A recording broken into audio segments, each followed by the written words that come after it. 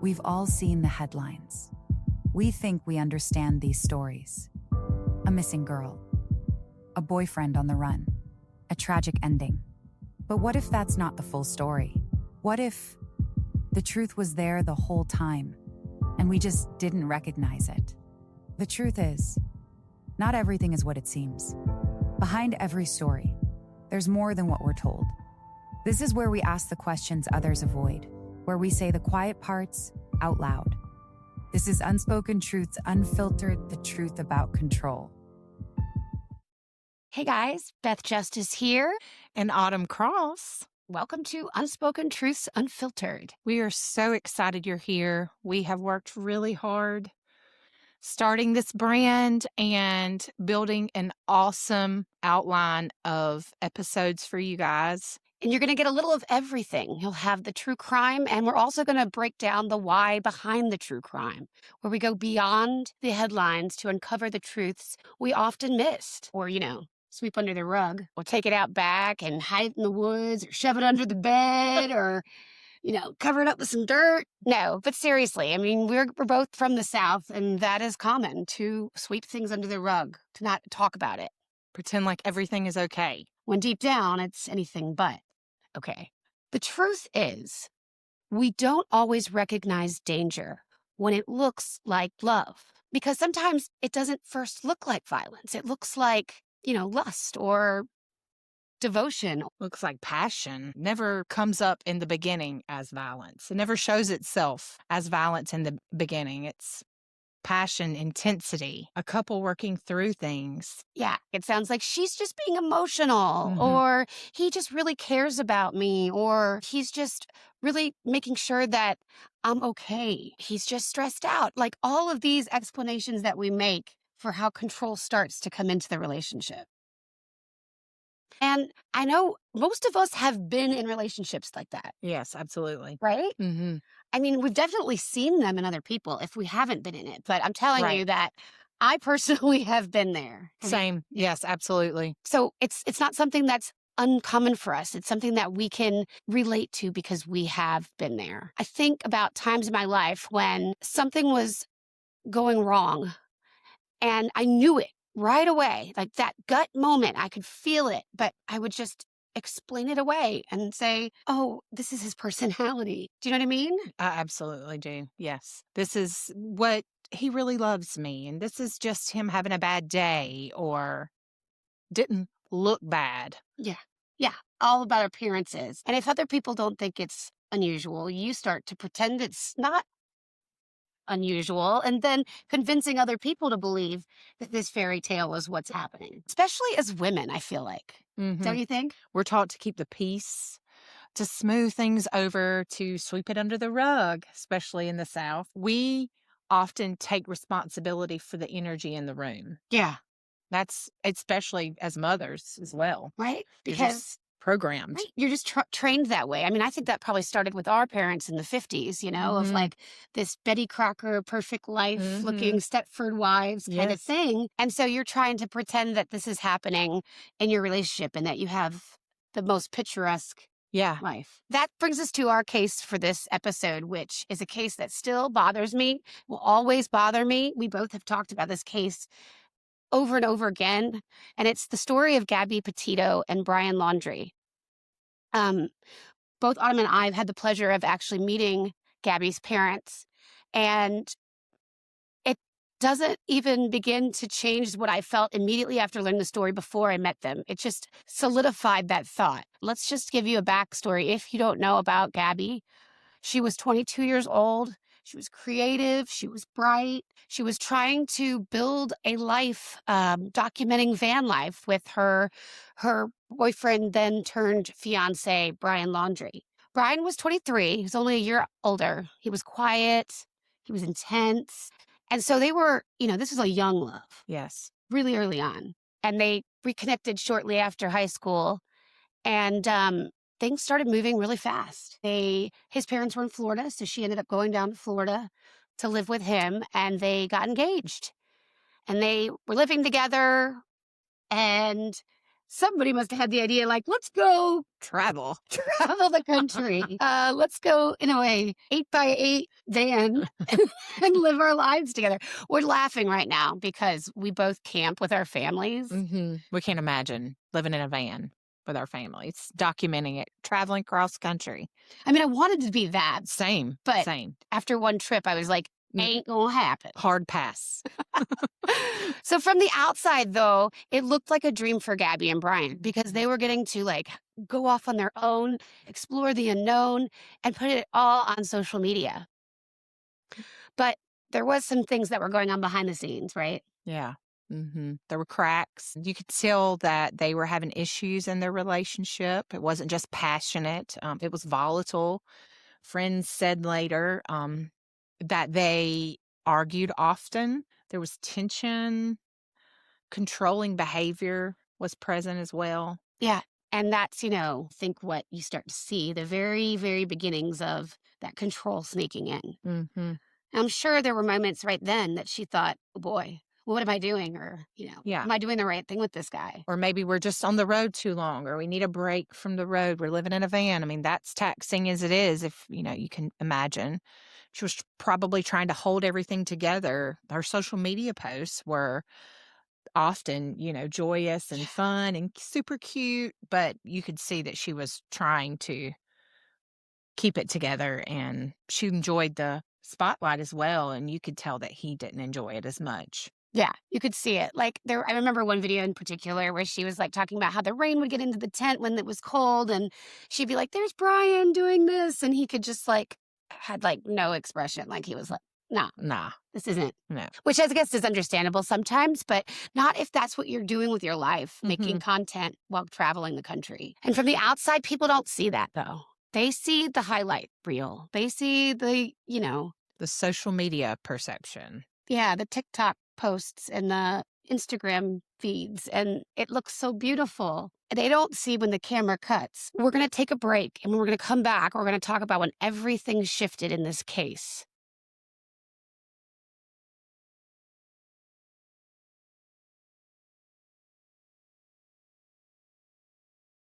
And this is where we insert the video. Right, I just did it twice. You do it. It's okay. What are you talking about? Clapping it. And then the moment we all saw, August 12th, 2021, in Moab, Utah, a 911 call comes in. And it was quite disturbing. Grant County Sheriff's Office. Were you able to get a description of the intoxication? Hi, can you hear me, sir? Yeah, I can hear you. Hi, I'm calling. I'm right on the corner of Main Street by Moonflower, and we're driving by, and I'd like to report a domestic dispute. Florida with a white van, Florida license plate, white land, gentleman, Where's about it at? 5'6", beard. They just drove off. They're going down Main Street. They made a right onto Main Street from Moonflower. Or what were they doing? Cooperative, but what do you say? What were they doing? We drove by, and the gentleman was slapping the girl. He was slapping her? Yes, and then we stopped. They ran up and down the sidewalk. He proceeded to hit her, hopped in the car, and they drove off. The call came in as Brian and Gabby were driving through Moab on their way over to Wyoming. Turn off your engine. Go ahead and set your keys on the dash for me, all right? What's your guys' names? Gabby. I'm Brian. Gabby, Brian? Okay. What's going on? How come you're crying? I'm just sorry. We've just been fighting this morning. Some personal issues. It was a long day. We were camping yesterday, and camping got stuff, flies and stuff. I'm sorry I hit the bump there. I was distracting him from driving. I'm sorry. Can I get you to step out of the vehicle for me, man? Yeah. Just hang tight right there. Do you mind if I take your keys and just put them on your hood? You got it, buddy. I'm so Thank sorry. you. Oh, no, you're fine.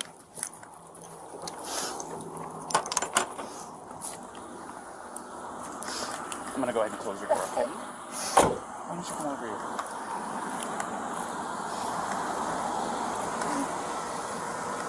SO229, I have the female that was on the passenger seat separated from the male. Keys are on the hood. You want to tell me what's going on? Yeah, I don't know. It's just some days have really bad OCD, and I was just cleaning and straightening up the back of the van before, and I was apologizing to him and saying, I'm sorry that I'm so mean, because sometimes I have OCD and sometimes I just get really frustrated. Not like mean towards him, I just like, I guess my vibe is like, I hear him be like in a bad mood. And I was just saying, I'm sorry if I'm in a bad mood. I've just been really stressed. I had so much work I was doing on my computer this morning. What do you do for a living? Well, I used to work at an all-organic juice bar, but I just quit my job. Okay. I was a nutritionist. That's Oh, that okay. was my That's job. cool. And I just quit my job to travel across the country. And I'm trying to start a blog. I just have a blog and stuff. So I've been building my website. So I've just been really stressed. And he doesn't really believe that I could do any of it. So that's kind of been like a, I don't know, he's like down there. I don't know. We've just been fighting all morning. And he wouldn't let me in the car before. And then Why wouldn't he let you in the car? Because of told me your I OCD? told me I needed to calm down. Yeah. But I'm perfectly calm. I'm calm all the time. And he really stresses me out. And this is a rough morning. Well, why don't we do this? Why don't I sit you down in the back seat of my car? You're not in any trouble, okay? I'm not going to be putting handcuffs on you. You obviously don't have any weapons. I'm going to get you into the air conditioning, let you take a breath, relax a little bit, and then I'll come back and talk to you in a few minutes, okay? Okay. Alrighty. So, tell me what's going on. She just gets worked up sometimes, and I try and really distance myself from her. So like I locked the car and I walked away from her. What happened this morning is that she's trying to start up like her own little website blog and everything. So I give her time. And we really had a nice morning, if anything. But she just got worked up because we were trying to get going and get our day going because we want to go like barges before this stuff every time. Okay. You want to tell me about those scratches on your face? She had a cell phone in her hand. That's why I was pushing her away, because she wanted me. I locked the keys so I could walk away. I said, let's just take a breather and let's not, go anywhere. Let's just calm down for a minute. She was getting really worked up, and then she had her phone and was trying to get the keys from me. So I got in the way. I was just trying to. I know I shouldn't push, but I was just trying to push her away to go. Let's just take a minute, step back, and breathe. And she got me with her phone. Can I see your hand? Oh, you got a mark right here. Oh, that's from a wire. That's from a wire? Yeah. You want to tell me about hitting that curb? Hitting the curb was her grabbing the wheel. She grabbed the wheel? Yeah. She said, I can't believe we're getting pulled over, and then she grabbed the wheel. What about the speed? Did she take over the pedal on you? If I was going fast, I'm sorry. No, it's probably just the moment of like, I'm still shaking now. The adrenaline, seeing the lights flashing up, and then her grabbing the wheel. So if I sped up, I'm sorry about that. Or if I was speeding beforehand, I'm sorry about that. Yeah, it took quite a bit to catch up to you. So, yeah. I'm sorry about that. We're just going into the park again to get water because we have a 6-gallon water container to fill up. So we're just grabbing water for the hike. She's saying that they don't drink, but at the point when you let them up, They don't drink or anything. She started hitting him. Yeah, I was yelling at him, and then when you turned your lights on, I kind of punched his arm like there's no just an idiot. she's saying was why he hit the curb. You said it was Gabby? Yeah. I'm sorry, I remember that name was Gabby. Yeah.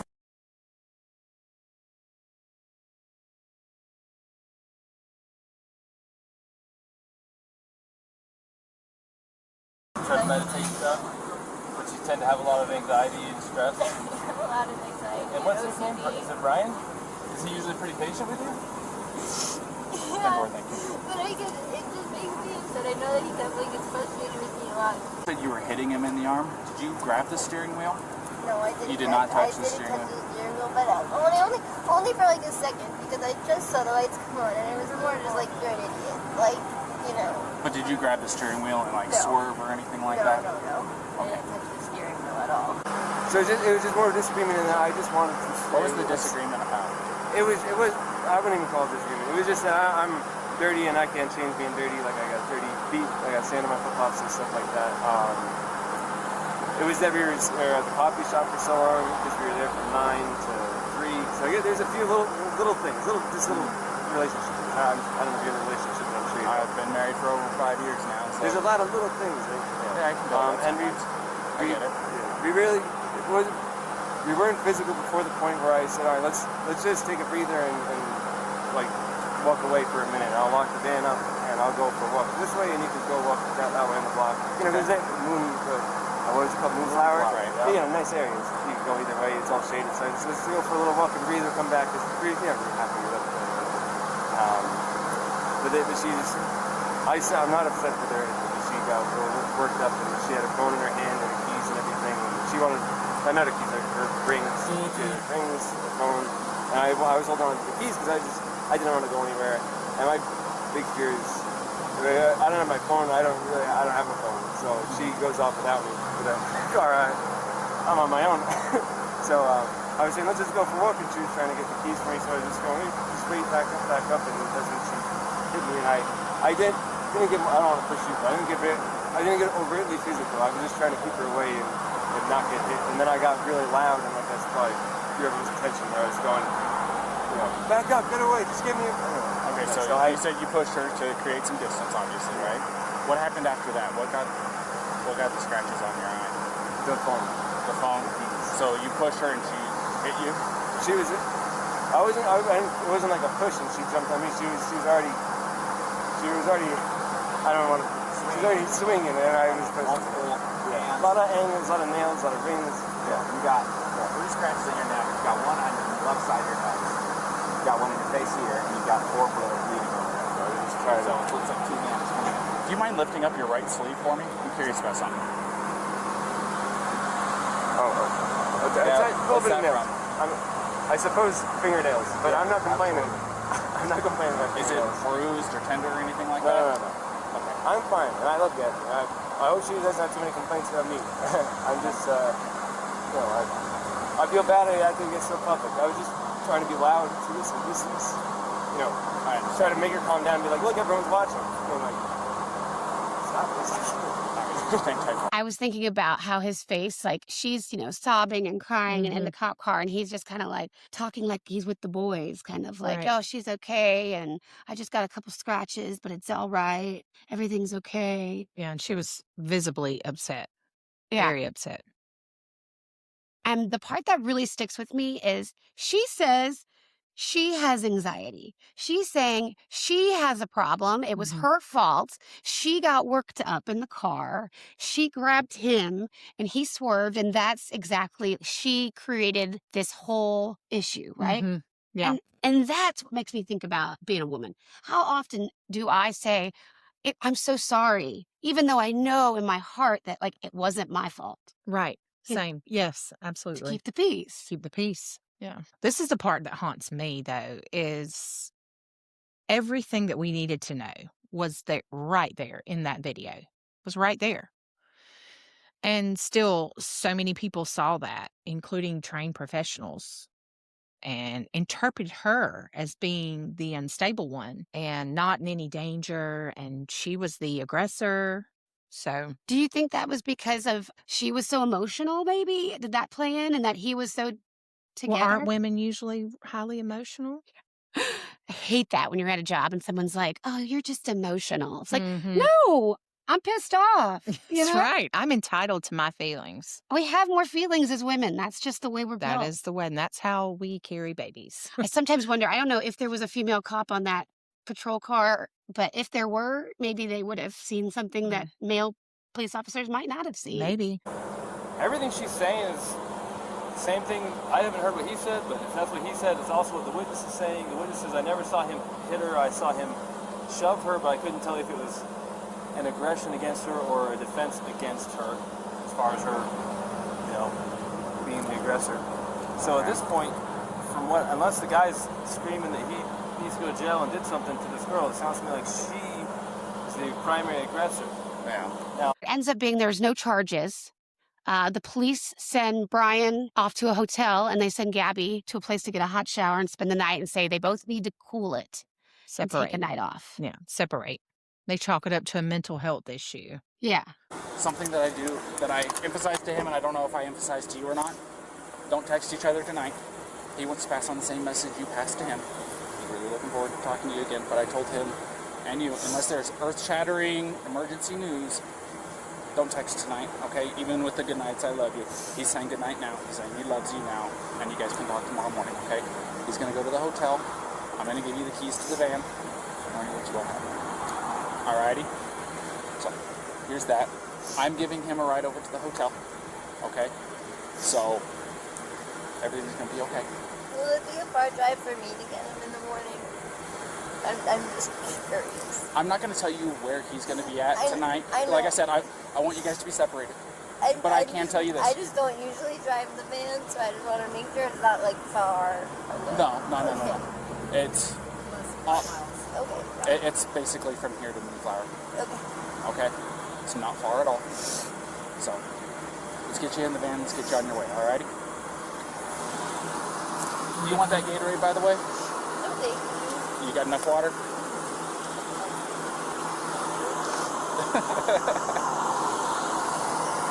Also, something I want you to know.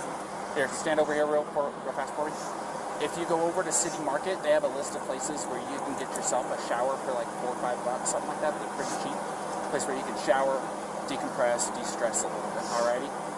Yeah, I just showered yesterday at one of those. Well, you didn't have today happen yesterday, so it does my wife wonders. So when she gets stressed out, it's like, get in the shower. Come on, just get in the shower. Really relaxing. Go take a shower, relax, take some time for yourself, and like I said, don't text each other tonight. Text each other tomorrow morning after your eyes open up and you're fully awake, had your coffee, your morning routine, okay? All right, Gabby, you have a good night, okay? Thank you. 2 weeks later, Gabby is gone. Her family starts getting strange texts.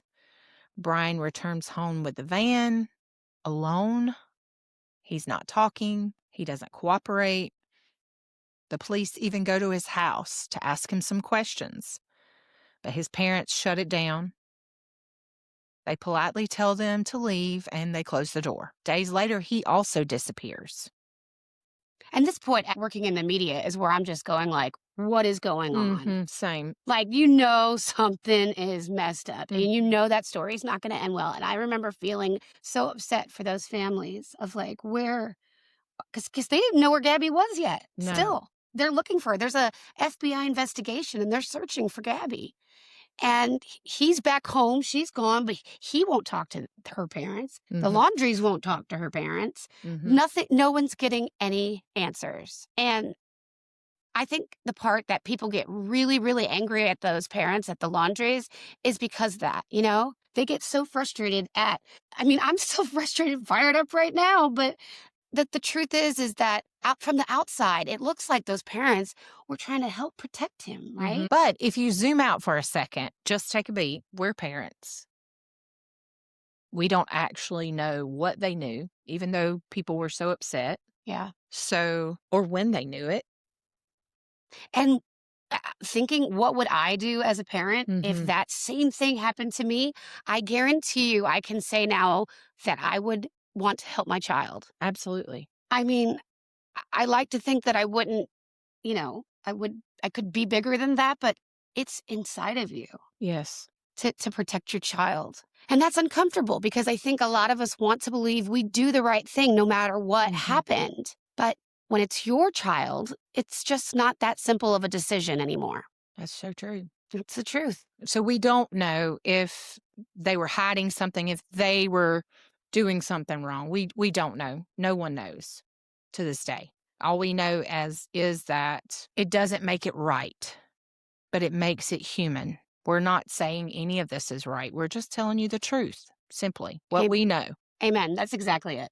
We're all humans. And we're all dealing with information at very fast pace and reacting as best as we can. Yes. And that is clearly what was happening through this period, this terrible period for these two families. Absolutely. I can't even imagine. I can remember watching on TV, watching her search. Yeah. And just every day, what I felt as a parent for this family. And I felt outrage at Brian and his family, but yeah, me too. I felt so angry. I was like, what a piece of, just at least tell him. Just tell him. But looking back now and having all this time to kind of piece it together is that there really are no winners. These are just families trying to make sense of something that should have never happened in the first place. A tragedy. We're going to begin with the news alert just in from the Teton County coroner in Wyoming, confirming the body found in Grand Teton National Park is Gabby Petito, and she was killed. Her death now ruled a homicide. This comes as the search remains ongoing for Gabby's fiance, Brian Laundrie. September 19th, 2021, Gabby is found, and the cause of death is blunt force trauma followed by strangulation. Weeks later, authorities found the remains of Brian Laundrie, and he was in a Florida natural reserve. Next to him, they found a notebook, and that notebook is so powerful in the story, but maybe given a little too much power than what it really is, which is his account of what happened, right? He claims Gabby was hurt, that she was in pain, and that what he did was mercy, that he was doing her a favor, that he, quote, "I ended her life. I thought it was merciful," end quote. I mean, it's hard to see that notebook because I just feel like it's total bullshit. I think it is too. And what's sad is, I don't know if you guys know this, but when you choke somebody, it takes a long time. Yeah. To choke somebody. Mutilation is a very horrific. Yeah, and he was saying that way she to hurt die. herself. I think it was her wrist was hurt, but then Yes. she like fell into a creek. So she was like freezing, and then she was begging for him to take her life because it said begging for him to stop the pain. There's no way in this world that girl wanted him to kill her. That's exactly right. I feel like I can say that. This is the only version we're getting, is his version of the story. That is what we get. And I think that probably enrages me the most, is now, you see this a lot in some of these cases where the victim's gone and we get one side of the story and that becomes the narrative. Yeah, absolutely. It's not from Gabby. It's not from a courtroom. It's from Brian. Yes. And again, like we said earlier, there's multiple sides to a story. You have perception and you have the truth. Yeah. And in a courtroom, they're going to take something like that and they're going to, run it through all the angles. And then they're going to get the person to testify to their account, which of course Brian can't do now. So then could get holes poked in it. You can get data to back up and corroborate different parts of the story. But none of that ever happened. Questions asked. Yeah. None of that. It's just out there and out there for the masses to consume. The FBI released all those. So those were unsealed and you could just read everything, which, by the way, if you are interested in seeing more of that, you can look in the show notes and you can go deeper into the episode on unspokentruthsmedia.com. This was never challenged. Strangulation is not a momentary act. Like I said, it requires time, force, control. Yeah. Power and right up and close. Yes. Yes, it's a lot of rage. It's not like you took a gun and you shot someone and you reacted in this like spontaneous thing. So it does talk about intent as well, right? Yes, absolutely. And this is the part that changes everything, because if you believe that version, if you believe the version that Brian put in the notebook, and that's what you take as the truth, you start to believe in something that should never be justified. And because we don't have Gabby's version, she doesn't get to say that's not what happened or testify in her defense. When the story ends like this, the narrative shifts from what was done to her to what he says happened. And that, my friends, is how the truth gets rewritten. Where things stand now, a lot has happened since Gabby died. And honestly, not all of it feels like closure. There were lawsuits, some of them settled, some of them didn't go anywhere.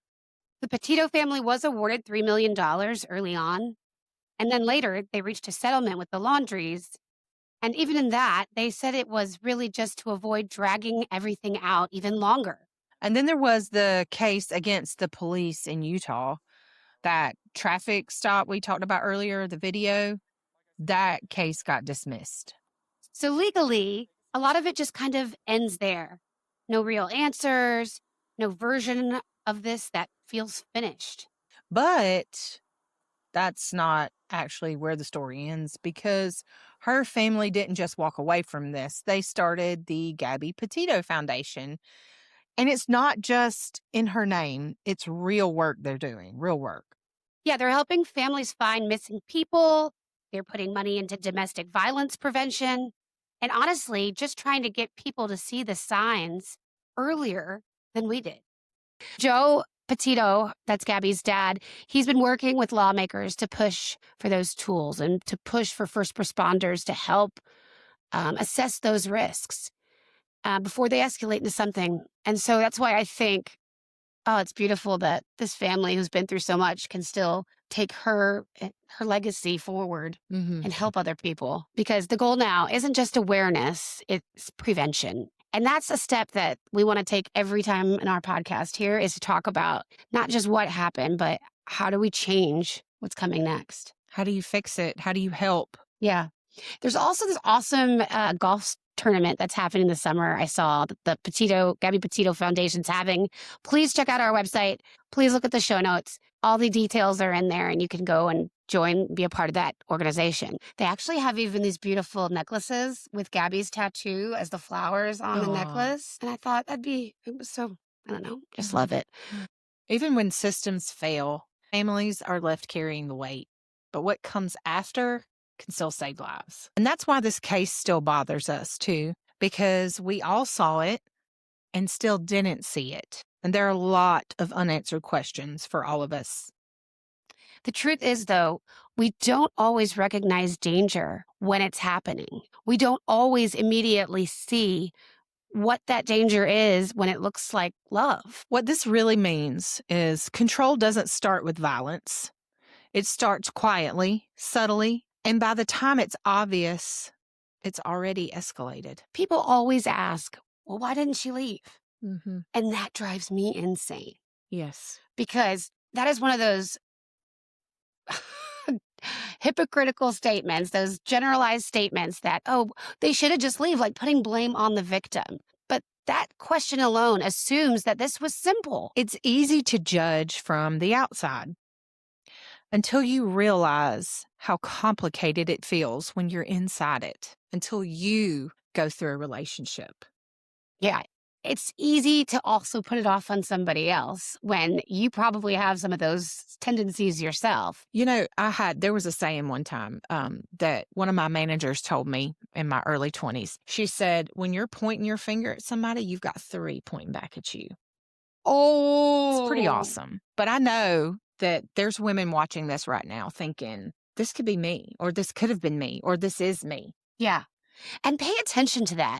If you know someone that you think is going through this, just take a look at that relationship. Who has the power? Who's making up excuses for the other one more? Right? Right. Who's shrinking? Who's becoming less of themselves? Something feels off. Trust your gut. Trust that. Yeah. And I have definitely seen this in other people's relationships. And I know I didn't do anything. It's not my business. Right. But if it's someone you really care about, who's in your tribe, yes, you've got to be there to just maybe help them see something that they can't see. And if you can't do it, you also can go get help from somebody who can. Yes. And if you need those resources, please go to our website. We have them listed there. Until next time, friends. Bye. Because the truth matters. And so does how we treat each other. Stay kind. Stay curious. Stay safe. Until next time.